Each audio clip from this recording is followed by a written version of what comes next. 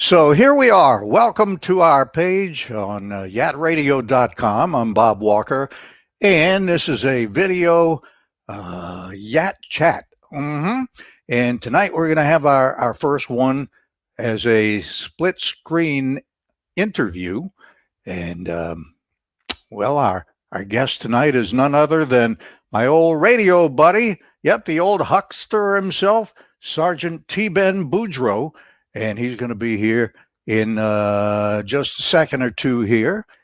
In the meantime, let me say Linda Lutman-Milay is here, and Kathy Tamburo-Tortorich, she's back. Cindy Lamont, all right, and Stephanie Cara. All right, here he is. Just make out in your mind that you're hearing the Mission Impossible theme, and here he is, Sergeant T-Ben Boudreaux. There he is. Good to see you, T-Ben. Thank you, King Bob. My goodness, it's been three years times 10, 30 years since we started doing our shtick. And it's good to see you again. After tonight, we'll probably see you another 30 years, but... Good. Yes, indeed. So welcome here. We started out together at Oldies 106.7 in 1989. I remember they made me stop saying .7 at one time. I had to say .7. You remember that? Yep, I remember that. Yep. But we said it anyway, and we still say it to this day. Cindy Lamont's here, Stephanie Cara, Terrence Gerald, Terry Walsh. That's a familiar name. Yeah. She's a hot one. Yeah, she is. Joseph Rosselli, Debbie Palmisano, Debbie Lacoste, Patricia English. My goodness, we got a load tonight. Jerry Nugent and Keith Covion over there on the West Bank. You used to live on the West Bank over at what was the name of that place? I lived in Algiers and then Gretna.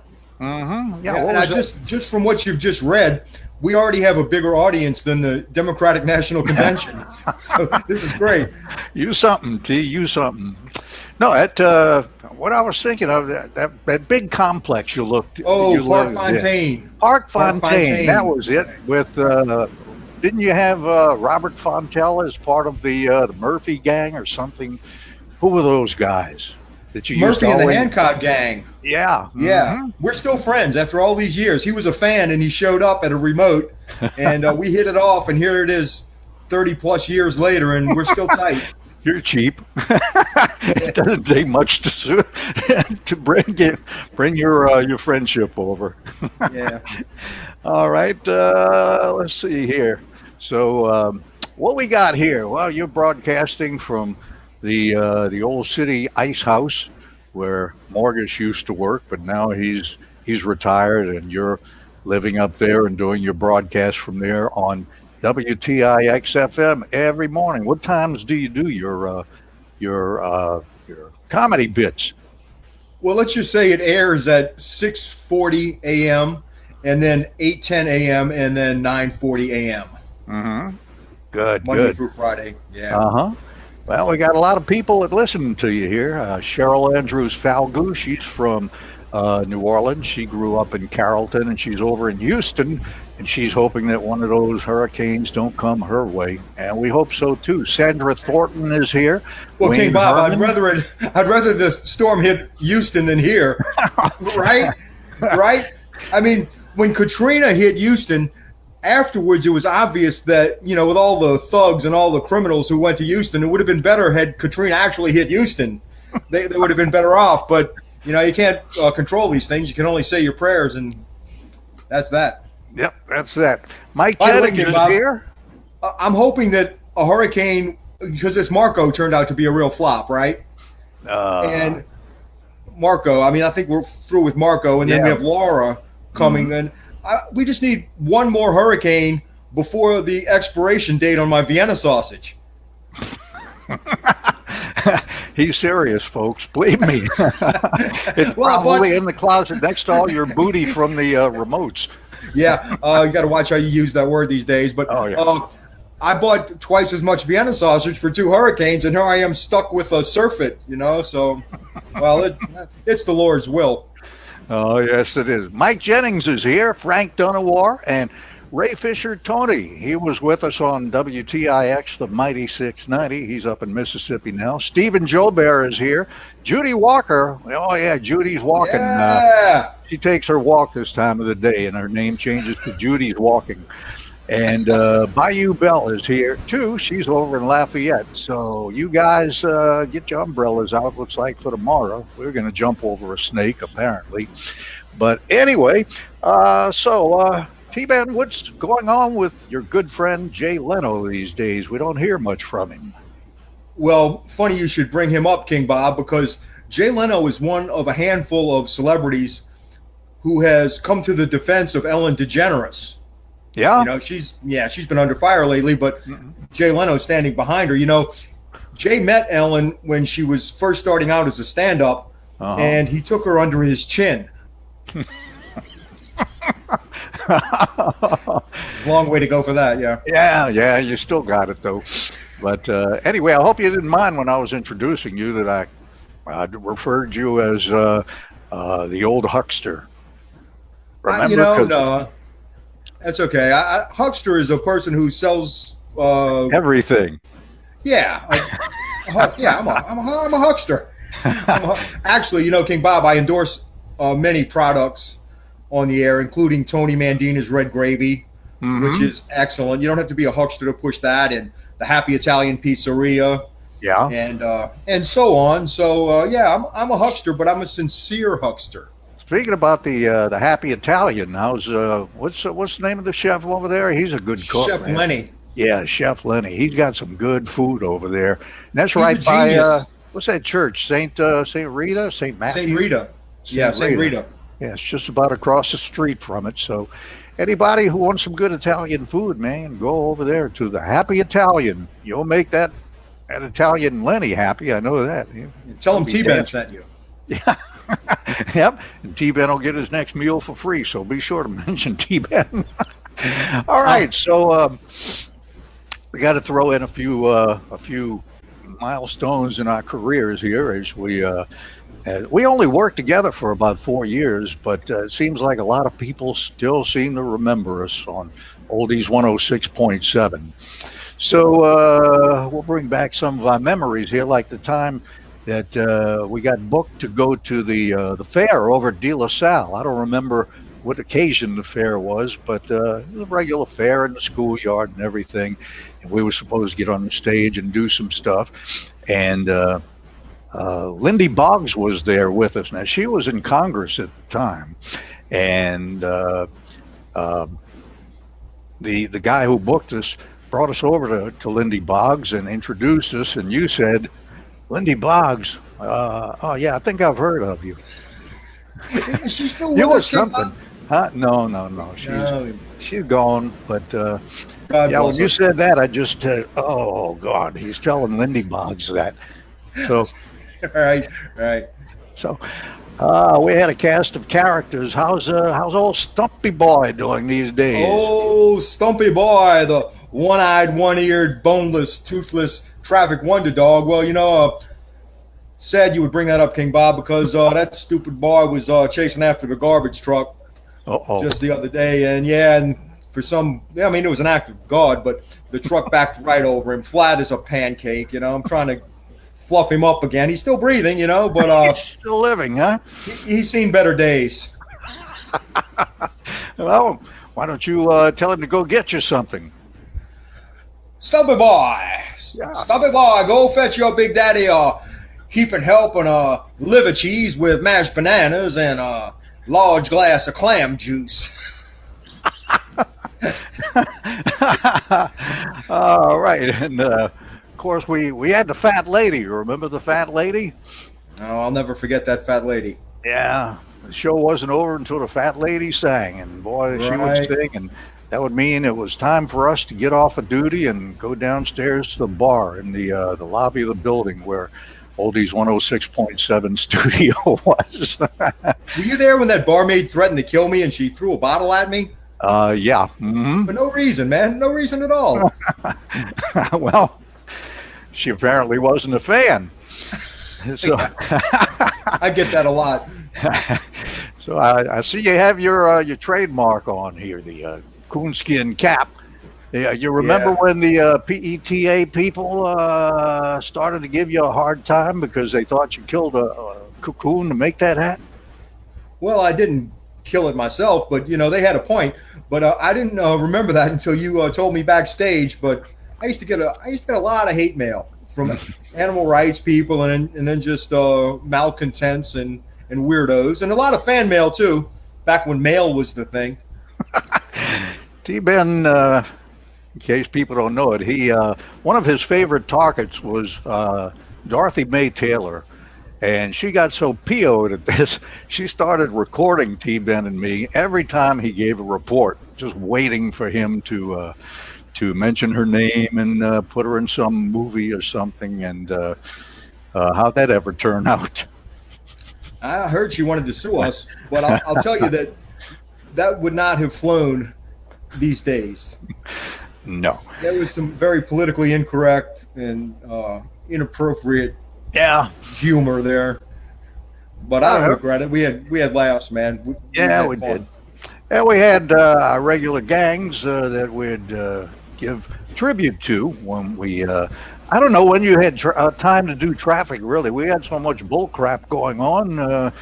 I don't really know. We gave out cheers to people and adult movies and jokes and everything, and people would tell me, his traffic reports sound kind of all alike. I would record them 3 hours ahead of time and then go do an appearance at a car dealer. So, anybody who wanted any useful information was out of luck. Well, just in case we have any of them listening tonight and watching, you remember the Avondale gang that we used to give a big cheer to at 3:30 or 3:40 when they would get off of work in Avondale. I do. And we'd say, "All right, let's hear it for the Avondale gang." Yeah! Yes, indeed. And the geese from the east, go ahead, do a geese from the east thing like you used to do it. My fine feathered friends, my flea-bitten flock, I am your hero. I am the wind beneath your wings. People used to eat that up. I mean, people had poor taste in those days. Yeah, really. I still run into people and say, "Hey, I'm one of the geese from the east." Yeah. 30 years later, man. Oh, let's see who else we got in here. Watching the reunion, Oni Balala Burris. She is joined along with Cindy Reed McRae and Billy Charles over in Hoover, Alabama. And Mike McCall, he's in here too, and enjoying all the stories and the good times we had. And of course, we have to remember when we did those remotes, and the same grungy people would come every week for the free pizza and the free drinks. But you found a way to salvage the situation. You just kind of put the pizza and the drinks away where they couldn't find them anymore. Right, in my trunk. Oh, I don't know what happened. We ran out, At one time, I think you told me you had cases of drinks up to your ceiling. I did. True. Oh, my God. I remember one time we were at Ray Brandt, his dealership over there by the Harvey Canal, and I was running late, and he had this one parking space that said Ray Brandt's parking space. And oh, God. I parked in it, and here comes Ray Brandt, and he was a little ticked off, but I left it there. We didn't hear that he was mad about it, but till later. But Harvey's top trader, the West Bank's big dealer, Ray Brandt Nissan. We lost Ray Brandt not long ago, too. Yeah, I know. He just a few months ago. Rest in peace, Ray Brandt. Yeah, he a great man. He loved us, man. He loved to listen, and he got us over there for remotes all the time. So we had many good times over at Ray Brandt. All right, and let's see, the food and the drinks, we got that, the Ray Brandt parking space, and we're just going to do a few memories here, And even after we no longer work together, I feel like we're both on This Is Your Life. You know, I'm Ralph Edwards and T-Ben Boudreaux. This is Right. your life. Okay. Yeah. So anyway, in later years, we both got into the movies as extras, and we did a lot of movies together, tons of them together. Uh, and the funniest one we did together was LBJ. That was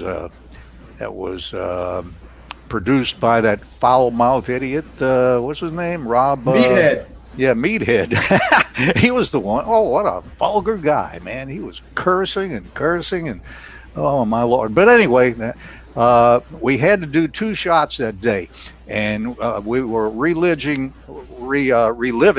John Kennedy's wake. Laid in, out for viewing or whatever. The coffin wasn't open, but that was at the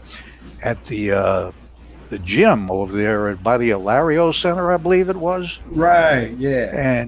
And then after that, once we finished that scene, we had to go across the river over to where do we have to go?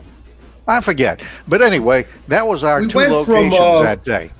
yeah, we went to the West Bank. We went from the Colonial Country Club That's it. to the West Bank. Yeah, okay, that was the scenario we did. So I was just dressed on with street clothes. You know, I was just a commoner, but they cast you as an archbishop. So what do you have on? Is this red cassock and this big old pointed red hat on your head. Right. And we're driving along between locations here, and we're on the Huey Long Bridge, and there's beer open in the car, and you got your Archbishop outfit on, and we're saying, holy crap, if the cops catch us like this, how are we going to explain that we got an Archbishop here with us? Did we kidnap him or what? And then we get across the bridge, and we need a beer. So you were driving your old, you had an old beat-up pickup truck at the time, one of those little Japanese models, and we pulled into a gas station, and King Bob goes in, and I'm sitting in the passenger seat dressed as the Archbishop, and and we're getting some looks too. People they say, had 40-ounce "What beers is he doing in a truck?" Right, I was blessing people walking by. You know, I felt like I had a religious calling. You know, I was really into my role, but yeah, we had those big 40-ounce. I think they were Miller High Lifes or something, $2 a piece or something. Yeah, that was. I wasn't meant for the clergy. Oh, but anyway, those days came and went. The movies got to be a little old when the days got longer. You remember? Were you with us with LBJ when we were doing it at the studio? It was on Jefferson Highway, no, Airline Highway, right over the bridge by a little past the airport. You may not have been there, but anyway, we started like at 4 o'clock in the morning there, and Meathead he couldn't get things straight on what he wanted to do. And he'd do something and then do something else, and it would take him hours and hours to get things in order. And all of a sudden, it was almost midnight, and we just started walking out. And the producer, he started to say, "What's the matter? Y'all can't take it?" I said, "Yep, that's it, Bubba. Sign the release, and we're going home." I mean, enough was enough. Those movie days are long. Rob Reiner, who will preach to anyone who will listen about income inequality, is making, $20,000 a day, and we're making basically minimum wage. I found that to be incongruent. If anybody who wants to judge these Hollywood people, go to a movie set and see how the union people and the actors and the directors treat the extras. Mm-hmm. Go see that. It's a good lesson. Okay, so where are we going with this, King Bob? That's about it. What you got? Well, if Terry Walsh is still watching, I wasn't expecting this to go this long, and I'm getting a little low here. So yeah, if she's watching, a couple more acknowledgments. We got Laura Gandolfo over. She's in California. She's watching us as we speak here, and Lucian Tax has joined. He's my brother-in-law. So give him a toast. I think he likes Pabst Blue Ribbon as well. Well, here's to you. All right. And, well, T-Ben, we've been friends for longer than 30 years, and I want you to know if I can ever help you, all you need to do is ask. Well, King Bob, thank you. And let me just say that if you ever need anything at all, please do not hesitate to call someone else. T-Ben, you something. Thanks Yeah, for you're dropping right, King by Bob. today, man. Let's do this again sometime. This was our first video that we did on split screen, and it's been fun. And, well, let's do this again sometime. You want to say hello to my wife? Oh, Yeah, go ahead. she's hiding. Where's Terry? Where's Terry? She's hiding. She's not presentable right now, in her opinion. Oops. Okay. Well, thanks for dropping by. Thank you. And, okay, and have a good night and stay okay out of the hurricanes and everything. It's been really fun getting back together with you again. See you 30 years from now. All right, King Bob. All right, if buddy. not sooner. All right. Thanks for watching, friends. Bye-bye. Bye.